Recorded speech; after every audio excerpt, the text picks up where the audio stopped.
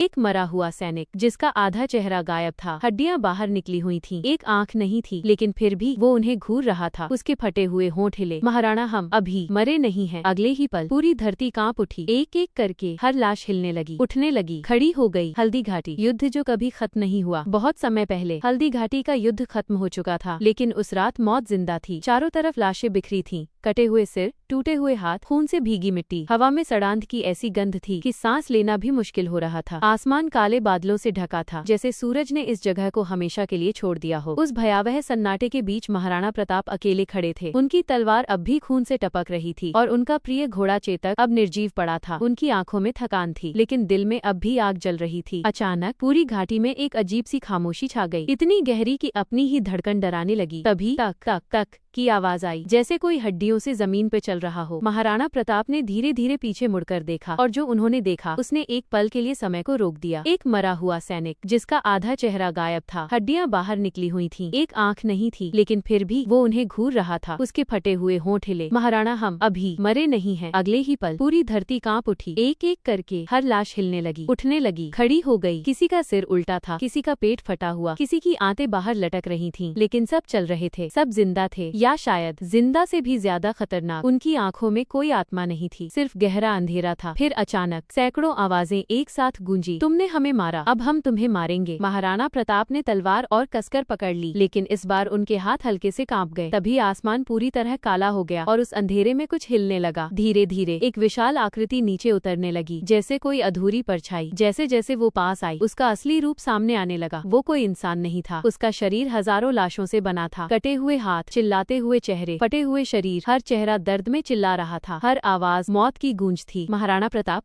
वो आवाज गूंजी जैसे हजारों मरे हुए लोग एक साथ बोल रहे हों, तुमने युद्ध जीता, लेकिन इस भूमि को हार गए। महाराणा प्रताप ने दहाड़ते हुए कहा, राजपूत कभी हारता नहीं। और उसी पल वो शक्ति हंस पड़ी, लेकिन वो हंसी नहीं थी, वो थी हजारों आत्माओं की चीख। अचानक सारी लाशें एक साथ महाराणा पर टूट पड़ी। तलवार बिजली की तरह चलने लगी। एक सिर गिरा, दो हाथ कटे, तीन शरीर चीर दिए, लेकिन जितना वो काटते उतनी ही लाशें वापस जुड़ जाती। एक सड़ा हुआ हाथ उनके पैर को पकड़ लेता है, एक टूटा चेहरा उनके कंधे पर चढ़ जाता है, और फिर एक आवाज सीधे उनके कान के अंदर गूंजती है, तुम भी हमारे जैसे बन जाओगे। महाराणा प्रताप ने गुस्से में उस हाथ को काट डाला, लेकिन तभी उन्होंने कुछ अजीब महसूस किया। उनके शरीर से खून नहीं बह रहा था। उन्होंने नीचे देखा, उनके पैर से काला धुआं निकल रहा था। वो अंधेरी शक्ति फिर बोली, तुम अब इस युद्ध का हिस्सा बन चुके हो। अचानक सारी आत्माएं उनके चारों तरफ एक गोले में खड़ी हो गईं और धीरे धीरे एक दूसरे में घुलने लगी। एक भयानक विशाल रूप बनने लगा। कुछ ही पलों में वो रूप तैयार हो गया और उसने अपना चेहरा उठाया। महाराणा प्रताप की सांस रुक गई, क्योंकि वो चेहरा उनका खुद का था, लेकिन आंखें काली, मुस्कान टेढ़ी और मुंह से खून टपक रहा था। अब तुम मैं हो, वो बोला। उस पल महाराणा प्रताप पहली बार डर गए, लेकिन अगले ही क्षण उन्होंने अपनी आंखें बंद की और पूरी ताकत से अपनी तलवार अपने ही सीने में घोंप दी। एक पल के लिए समय रुक गया, हवा थम गई, आवाजें बंद हो गईं। फिर एक भयानक चीख गूंजी, जिसने पूरी घाटी को हिला दिया। अंधेरी शक्ति टूटने लगी, लाशें गिरने लगीं, आसमान साफ होने लगा और धीरे धीरे सब कुछ खत्म हो गया। सुबह हुई, लोगों ने देखा हल्दी घाटी शांत थी, जैसे कुछ हुआ ही न हो। लेकिन जहाँ महाराणा प्रताप खड़े थे, वहाँ की जमीन काली और जली हुई थी, और बीच में गड़ी थी उनकी तलवार, जो खून से नहीं बल्कि काले धुएं से भीगी हुई थी। कहते हैं आज भी अगर कोई आधी रात को हल्दी घाटी जाता है, तो उसे एक अकेला योद्धा दिखाई देता है, जो हवा में तलवार चलाता है, जैसे किसी अदृश्य दुश्मन से लड़ रहा हो। कभी वो अपने ही सीने में तलवार घोंपता है, फिर हंसता है, फिर रोता है, और फिर धीरे धीरे उसका शरीर टूटकर सैकड़ों लाशों में बदल जाता है। और अंत में अंधेरे में एक आवाज गूंजती है, युद्ध कभी खत्म नहीं होता।